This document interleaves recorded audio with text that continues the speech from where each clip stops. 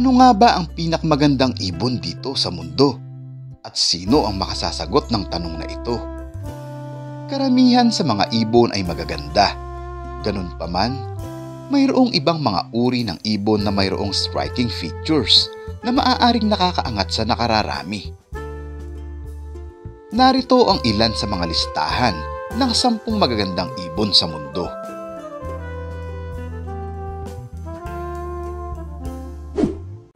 Number 1. Hyacinth macaw.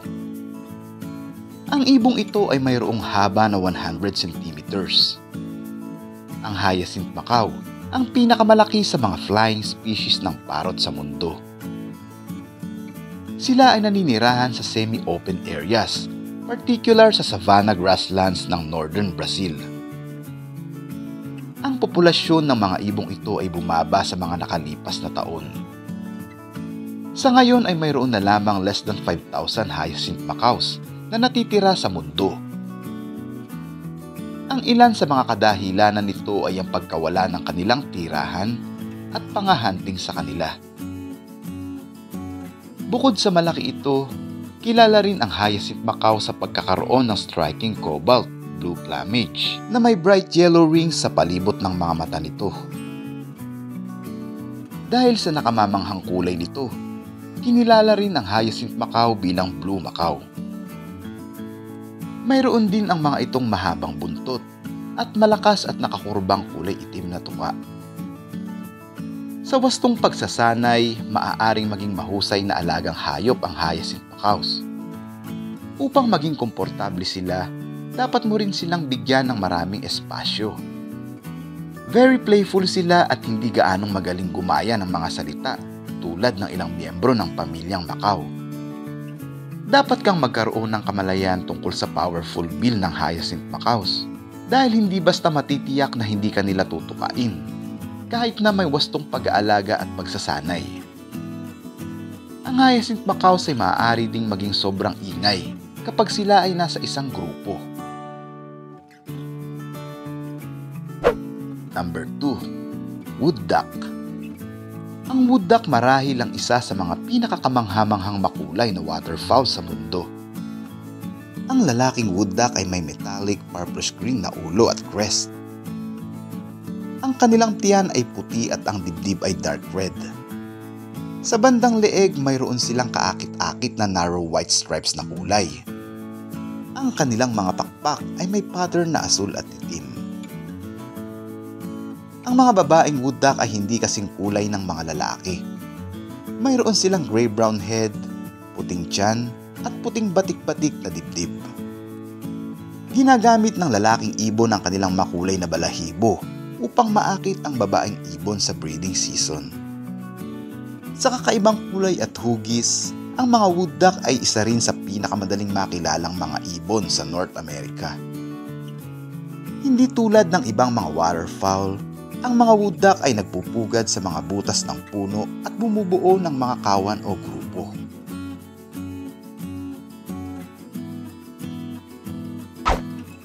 Number 3. Bohemian waxwing. Ang Bohemian waxwing ay isang medium-sized songbird na may natatanging crested head at itim na maskara. Ang mga ito ay brownish-gray sa pangkalahatan at ang mga pakpak ay may puti at dilaw sa gilid. Kaya ang Bohemian waxwing ay kabilang sa pinakamagandang passerine bird sa mundo.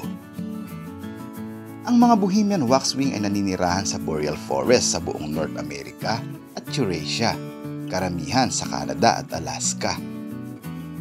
Sa taglamig, lumilipat sila sa malalaking kawan sa hilagang kanlurang bahagi ng Estados Unidos. Nagpupugad sila sa mga sanga ng puno. Ang parehong lalaki at babaeng Bohemian waxwing ay kilala sa kanilang mataas na tono. Sila ay pangunahing kumakain ng mga insekto at berry. Number 4. Blue jay. Ang mga blue jays ay isa sa pinakamatalino at magagandang ibon sa mundo. Natagpuan sila sa buong kagubatan ng Eastern at Central North America. Ang mga ito ay may nakamamanghang asul, puti at itim na balahibo. Ang pinakakakaibang katangian ng songbird na ito ay ang maingay nitong huning JJ na parang mga tawag. Maaari rin nilang gayahin ang huni ng ibang uri ng ibon. Bukod sa kapansin-pansing itsura, ang mga Blue Jay ay sikat sa kanilang katalinuhan. Maaari silang magnakaw ng mga pugad at itlog ng iba pang mga ibon. Ginagaya din nila ang boses ng mga lawin upang linlangin ang ibang mga ibon.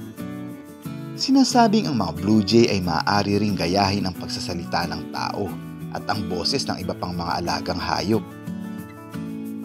Ang mga Blue Jay ay mga social bird na matatagpuan sa maliit na kawan.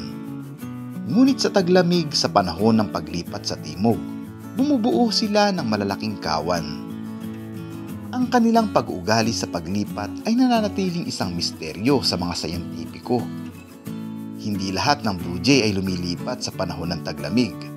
Ang ilang mga ibon ay nananatili sa kanilang natural na teritoryo.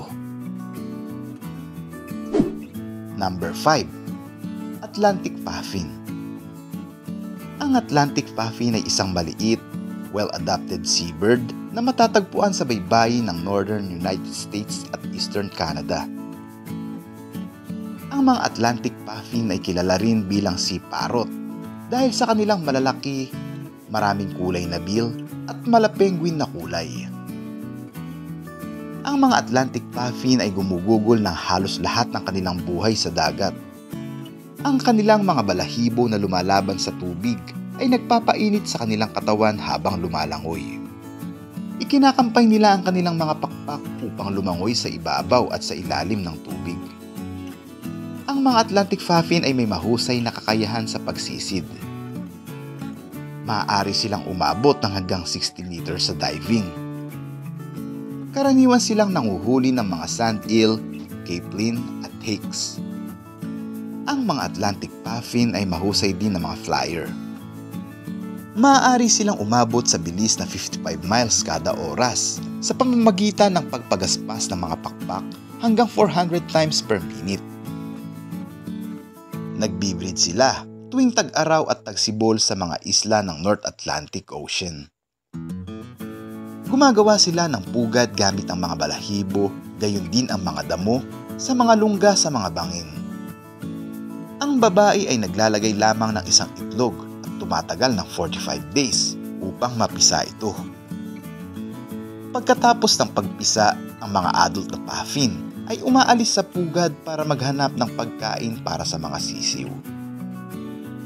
Nagbabalik sila dala ang maliliit na isda para sa kanilang mga sisiw.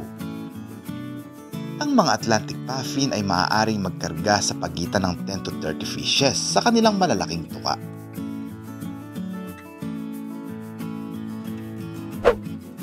Number 6. Kill-billed toucan. Ang kill-billed toucan ay kabilang sa mga ibon na may pinakakahanga-hangang bill sa mundo. Mayroon silang malaki, maraming kulay na tuka na aabot sa hanggang 20 cm ang haba. Dahil sa kanilang makulay na bill, kilala rin ang kill-billed toucan bilang rainbow-billed toucan. Ang kanilang tuka ay pinaghalong berde, pula at dilaw na kulay. Sa kabila ng mabigat na itsura, ang tuka ng kill-billed toucan ay humpak at magaan. Binubuo ito ng isang uri ng protina na tinatawag na keratin. Ginagamit nila ang malaki at makulay na tuka na ito upang akitin ang mga babae sa breeding season at bilang isang depensibong sandata. Ang magandang ibong ito ay naninirahan sa kagubatan sa Central at South America.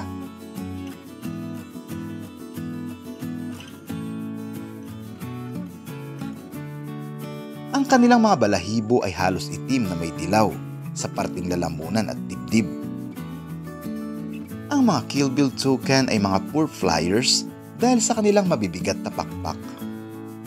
Maaari lamang silang lumipat sa pagitan ng mga sanga ng puno sa pamamagitan ng paglukso. Ang mga ibong ito ay very social birds.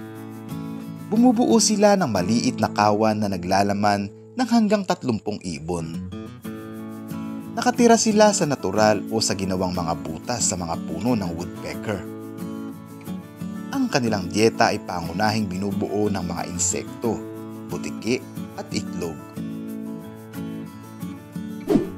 Number 7. Peacock. Ang peacock ay talagang pangalan ng lalaking ibon ng pamilyang peafowl. May 3 uri ng peafowl sa mundo: Indian, Congo, at green peafowl. Ang Indian peafowls ay ang pinakakaraniwang uri ng peafowl na matatagpuan sa buong mundo. Ang mga peacocks o lalaking ibon ay kilala sa kanilang makulay na pagpapakita ng mga iridescent na balahibo sa buntot. Ang mga peacock ay maaaring lumaki ng hanggang 5 talampakan ng haba. Ito ang isa sa mga pinakamalaking lumilipad na ibon sa mundo. Sa katunayan, ang 60% sa kabuuang haba ng isang peacock ay dahil sa buntot nito. Ang pagpapakita ng makulay na balahibo ng buntot ng mga ito ay ang pinakamagandang paraan ng panliligaw sa mga pamilya ng ibon sa breeding season. Sa pagpapakita ng panliligaw, inilalatag ng lalaki ang napakalaking balahibo ng buntot nito upang ipakita ang mga makukulay na pattern, gayon din ang mga batik na tila mata. Ang ilang mga peacock ay may mahabang buntot at mas maraming eye patch kaysa sa iba. Ang babaeng peafowl o peahen ay pumipili din ng peacock na may mahabang buntot at mas maraming batik na tila mata. Depende sa anggulo o reflection ng liwanag, ang kulay ng mga balahibo ng buntot ng peacock ay nagmumukhang kakaiba. Number 8. Flamingo. Ang flamingo ay marahil ang pinakakilalang ibon na tumatawid sa mundo. Ang pinakamagandang red-purple colored plumage mismo ang nagiging dahilan kung bakit nagiging espesyal ang flamingo sa ibang mga ibon. Mayroong 6 na magkakaibang species ng flamingo sa mundo. Natagpuan nila ito sa bawat kontinente maliban sa Antarctica. Ang isang adult na flamingo ay may sukat na 4 to 5 feet ang haba at hanggang 3.6 kg ang timbang. Ang kanilang leeg ay mahaba at payat na may katangi-tanging pababa at baluktot na tuka. Ang mga binti ng mga flamingo ay napakahaba din na may sukat sa pagitan ng 30 and 50 inches. Ang mahabang binti, espesyal at angkop na tuka, ang gamit nila upang makahuli ng maliliit na isda, larva at plankton mula sa putik. Ang mga flamingo ay nakatira sa malalaking kolonya na kinabibilangan ng libu-libong miyembro. Ang kanilang kapansin-pansing red-purple color ay dahil na rin sa pagkain na kanilang kinakain. Ang kanilang dieta ay pangunahing binubuo ng brine shrimp, plankton, at blue-green algae. Ang flamingo ay gumugugol din ng ilang oras sa langis mula sa kanilang katawan, mula sa mga special glands gamit ang kanilang mga balahibo. Nakakatulong ito sa kanila sa pananatiling nasa mabuting kondisyon ang kanilang mga balahibo. Number 9. Scarlet Macaw. Ang Scarlet Macaw ay isa sa pinakamaganda at pinakamalaking miyembro ng pamilya ng macaw. Sila ay naninirahan sa mahalumigmig na evergreen na kagubatan sa buong Central at South America. Sila ay sikat sa kanilang makukulay na balahibo. Mayroon silang maliwanag na pulang balahibo na may asul na likod.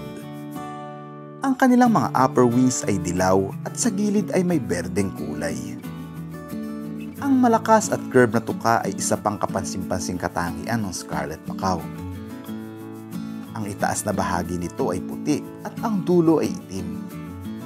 Ang isang adult na Scarlet Macaw ay may haba sa pagitan ng 80 to 90 centimeters at tumitimbang ng hanggang 1.5 kilograms. Ang mga ito ay mahusay na flyers at maaaring umabot sa bilis na 35 miles per hour. Ang mga Scarlet Macaw ay nabubuhay din ng mahabang panahon. Mayroon silang lifespan na 40 to 50 years. Sinasabing ang mga Scarlet Macaw sa pagkabihag ay maaaring mabuhay ng hanggang 75 years. Ang kahanga-hangang Scarlet Macaw ay isa rin sa pinakamatalinong ibon dito sa mundo. Sa pagkabihag, Madali nilang matutunan ang mga salita, tunog at tricks. Sinasabing ito ay isang mahusay at maaaring makakilala ng mga kulay at hugis. Ang mga ito ay napakalakas ding mga parrot. Gumagawa sila ng iba't ibang uri ng boses tulad ng tili at ingay. Ang kanilang dieta ay pangunahing binubuo ng mga mani, buto, prutas at mga insekto. Gamit ng malakas at curve na tuka, ang mga scarlet macaw ay madaling makabreak ng anumang uri ng mga nuts. Number 10. Golden Pheasant. Ang mga golden pheasants ay sikat sa kanilang makikinang na kulay ng balahibo. Mayroon silang magandang golden yellow crest na may pula sa dulo. Ang kanilang underpart ay matingkad na pula. Ang mga gilid at lalamunan ay rusty tan. Ang crest ay dilaw at ang itaas na likod nito ay berde. Mayroon din silang maitim na pulang balahibo sa balikat at pale brown tail. Ang mga lalaking golden pheasants ay mas makulay kaysa sa mga babae. Mayroon silang natatanging scarlet na dibdib at mga gilid. Ang kanilang mga balahibo sa gitnang buntot ay mayroon ding mga kapansin-pansing itim na batik. Hindi tulad ng mga lalaking pheasant, ang mga babae ay may mas mapurol na batik-batik na kayumangging balahibo. Ang mga golden pheasants ay nakatira sa makakapal na kagubatan at kakahuyan sa kanluran at central China. Ang mga lalaking golden pheasants ay mas mahaba kaysa sa mga babae.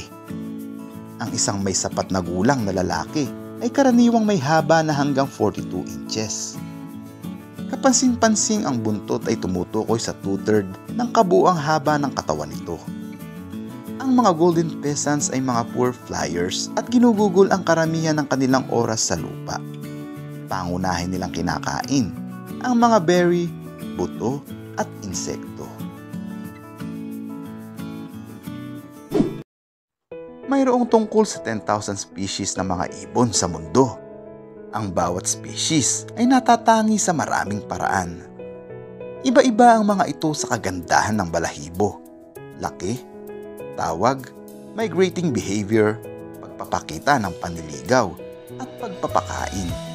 Kaya kapag pinag-uusapan ang tungkol sa pinakamagandang ibon sa mundo, iba't ibang mga tao ang may iba't ibang opinyon. Dahil ang kagandahan ay nasa isip ng tumitingin. Thank you very much mga katrops! May nais ka bang ibahagi na kaalaman tungkol sa video na ito? Just comment down below sa ating comment section. Mag-iwan ka na rin ng thumbs up dyan. At kung bago ka pa lang sa channel na ito o kung hindi ka pa nakakapag-subscribe, i-click lang ang subscribe and bell notification para lagi kang updated sa mga susunod pa nating mga videos na i-upload. Hanggang sa muli mga katrops!